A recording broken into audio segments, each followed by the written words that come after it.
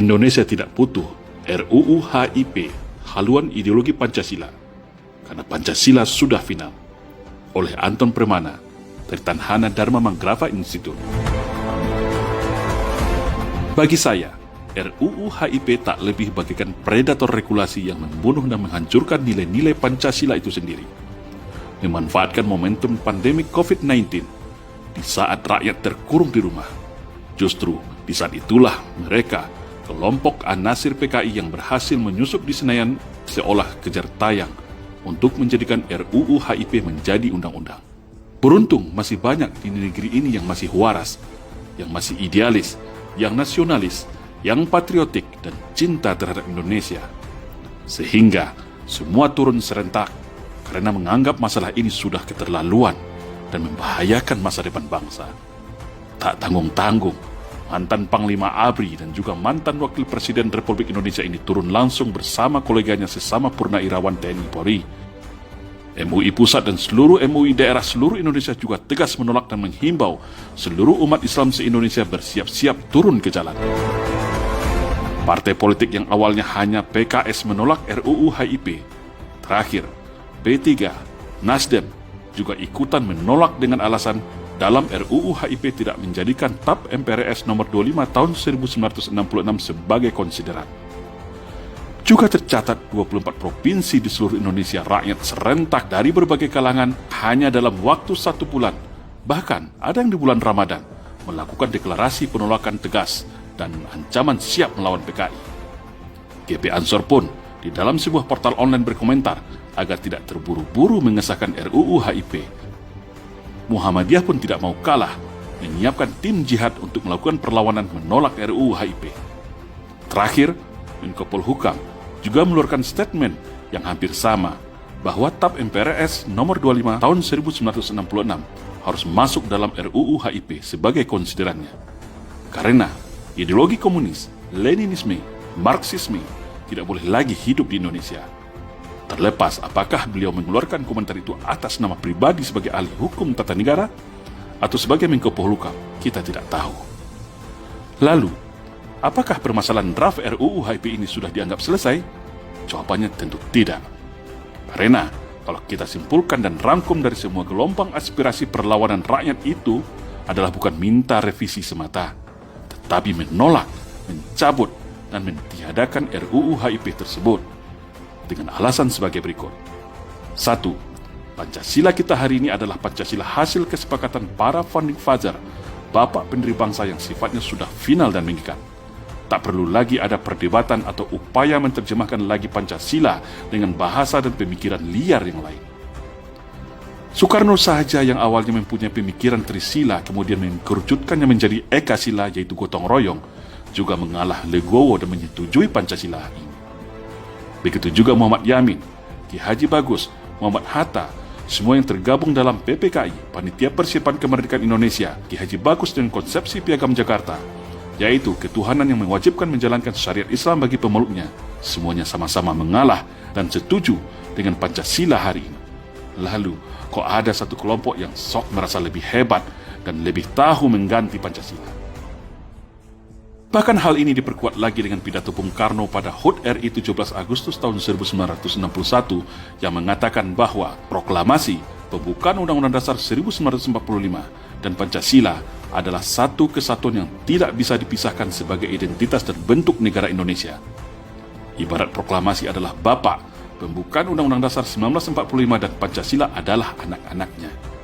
Mengotak-ngatik ini sama saja mengotak-atik bentuk negara Indonesia yang merdeka 17 Agustus tahun 1945.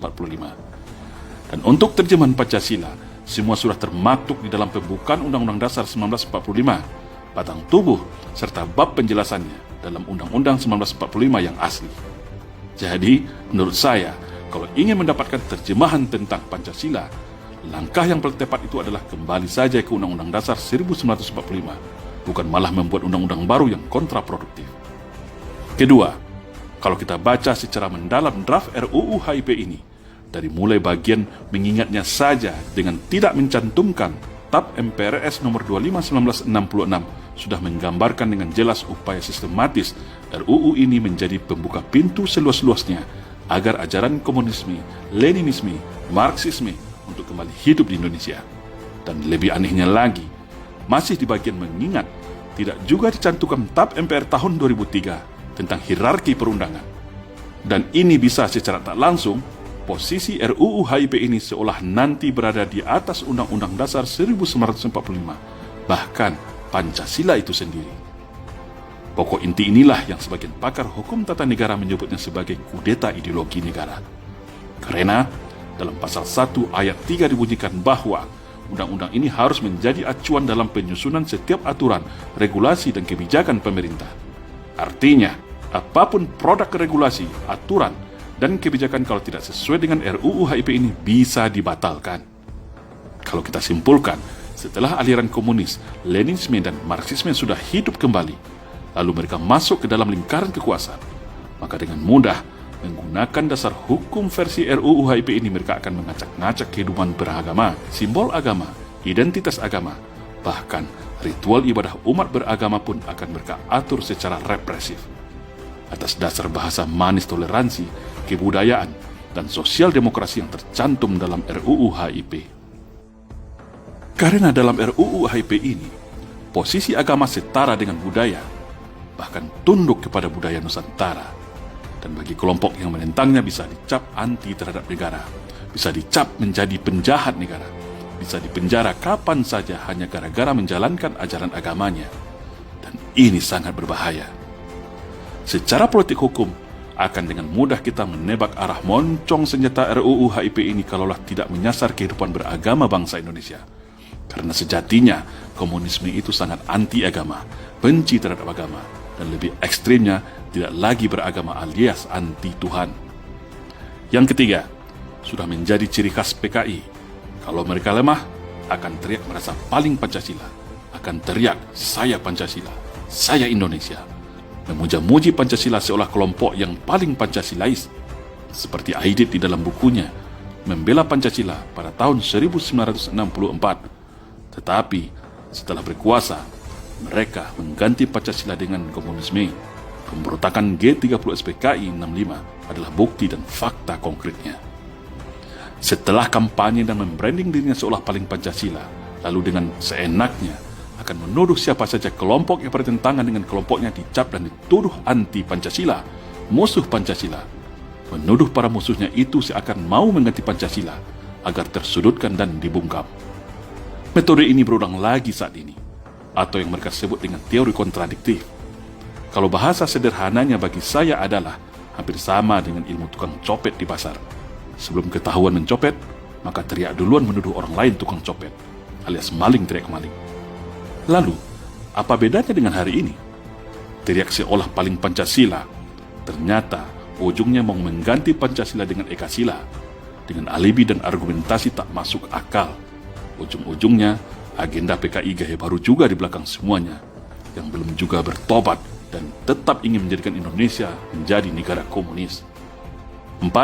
Sulit menerima kalau RUU HIP ini adalah sebuah skenario tak sengaja, seperti kasus minyak air keras ke wajah petugas KPK Novel Baswedan, atau salah input, atau salah ketik, seperti pada beberapa kejadian aneh sebelumnya di negeri ini. Untuk itu, semua pihak harus menelusuri, menginvestigasi siapa aktor kelompok yang merancang ini semua, lalu dibuka kepada publik seluas-luasnya, agar seluruh masyarakat tahu siapa dan kelompok mana yang menjadi pengkhianat di negeri ini, yang secara diam-diam mau mengganti ideologi negara, serta menghidupkan kembali komunisme di Indonesia. Dan mereka semua wajib dihukum seberat-beratnya, kalau perlu sampai pada hukuman pidana mati, karena bisa diduga sebagai pengkhianat negara. Jangan anggap remeh permasalahan ini. Kita juga mesti ingat, cukup kecolongan pada Undang-Undang ITE yang awalnya berbahasa manis untuk mengawal hak rakyat dalam transaksi digital, ternyata hari ini dijadikan alat untuk penggebuk setiap siapa saja yang mengkritisi pemerintah, alat untuk membungkam demokrasi dan kriminalisasi masyarakat. 5. Secara geopolitik nasional dalam lingkungan strategis global, kita juga dapat menangkap urgensi dari perspektif kejar tayang pengesahan RUU HIP ini dalam masa pandemik. Ini semua bisa kita kaitkan dengan konflik dunia yang terjadi saat ini antara Amerika dan China. Korelasinya adalah China saat ini sedang dikepung Amerika dengan sekutunya, Cina tentu butuh teman atau koalisi tandingan juga. Indonesia adalah salah satu sasaran Cina untuk mendapatkan dukungan penuh, karena Cina merasa telah di atas angin terhadap pemerintah Indonesia terkait hutang dan investasi. Namun, masih terkendala dalam hal sekat ideologi antar negara. Cina sebagai negara komunis akan sulit diterima rakyat Indonesia. Makanya, perlu upaya legal hukum bagaimana secara ideologis Indonesia dapat secara utuh dan total di bawah ketiak Cina, dan Indonesia menjadi sekutu pendukung Cina selagi rezim hari ini berkuasa. Dari penjelasan singkat beberapa hal di atas dapat kita simpulkan bahwa 1.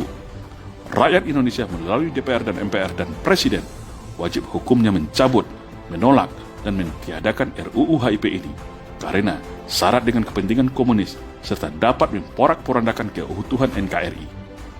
Mari kita catat bersama, simpan nama-nama yang selama ini teriak seolah paling Pancasila, teriak PKI itu tidak ada, teriak dan mendukung RUU HIP ini, maka mereka itulah yang patut diduga sebagai otak kerusakan negara hari ini. Para antek-antek PKI yang ingin berupaya merubah Indonesia dan membunuh Pancasila. Ingat wajah mereka dan kelompoknya, tak peduli apa pangkat, jabatan, dan status sosialnya. Kedua, Pancasila sudah final. Indonesia tidak butuh terjemahan lagi berupa HIP yang kontraproduktif.